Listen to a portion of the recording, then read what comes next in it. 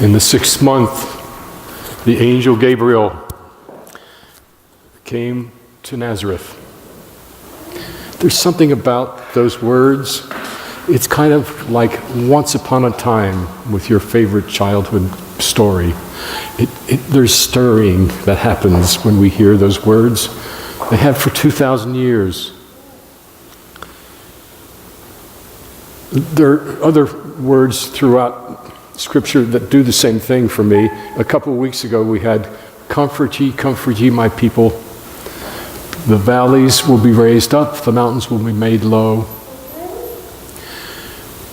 And Stephen, my colleague, you might remember, invoked Marvin Gaye for that passage from Isaiah in Ain't No Mountain Higher. I'm going to invoke someone from the same time period.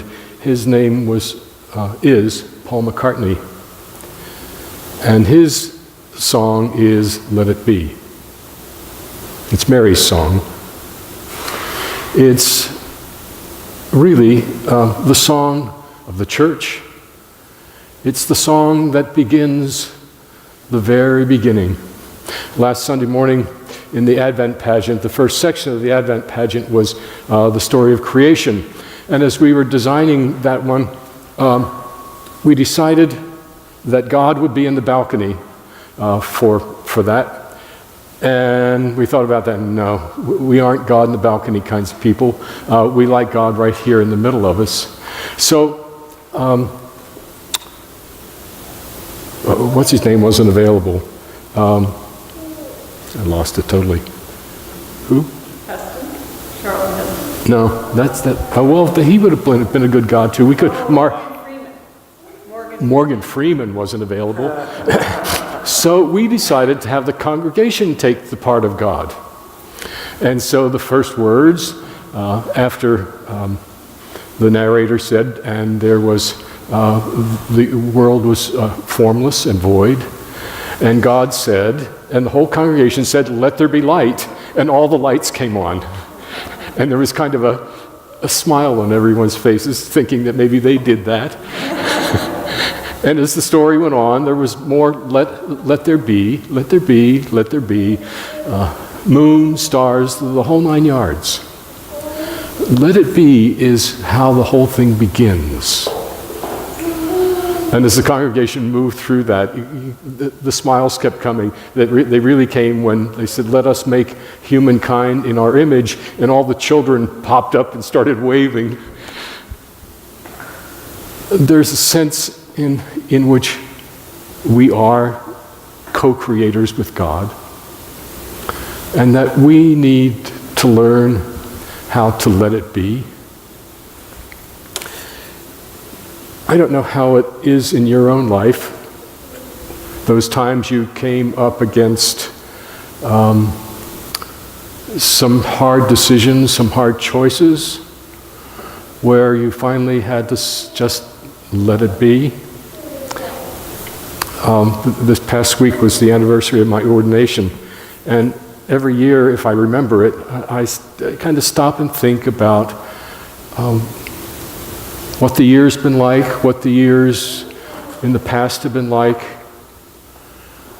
and they all kind of run together. Every Christmas runs together, like every Easter runs together. But I do remember very vividly the 2 or 3 years leading up to my finally letting it be. And that happened, I was on a totally different path. And people kept saying, you really ought to consider the priesthood. And I said, no way. But they kept saying it, and finally it started growing inside of me. And I can remember the day, I don't remember the time, I remember the place, when I finally said, okay, let it be. And it changed me forever from that moment. Kind of a peace settled over me, and I didn't have to worry about it anymore. However, nobody ever told me what that ride was going to be like. And it has been quite a ride. And I've ended up in places that I never expected, like Hawaii last year, and St. Simon's Arlington Heights. Never even knew it really existed here before. So anyhow, where's that in your story? How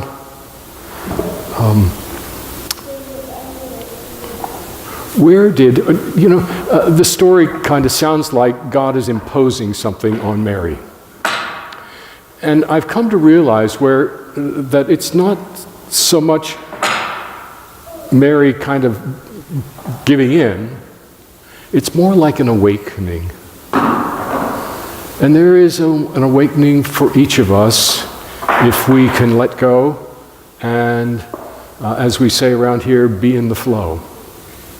You have heard Elizabeth and Stephen and Renee and others talk about a theology of God with us, of a God that invites us into the life of the Trinity, into the dance, into the perichoresis. It's not about a God up there somewhere telling us what to do. It's about an invitation to go with God in this journey that God began some 13.6 billion years ago, when the creation started, when the Word began the creation, and now we celebrate what happened 2,000 years ago in the Word becoming flesh. The bishop tells a story about an Advent pageant, or a Christmas pageant one year in his parish in Washington. And 30 little girls signed up to be Mary. And he couldn't figure out, what are we going to do? How are we going to select anyone? And finally his associate said, let them all be Mary. So in the procession were a few angels and a shepherd or two and a couple of very nervous Josephs, followed by 30 Marys.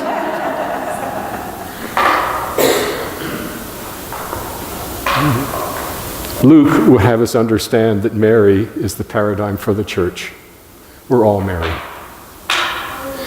And as the story comes around once more, it reminds us that when we can say, let it be, when we can join God in this long story, that just perhaps in saying, okay, we will start another Christmas.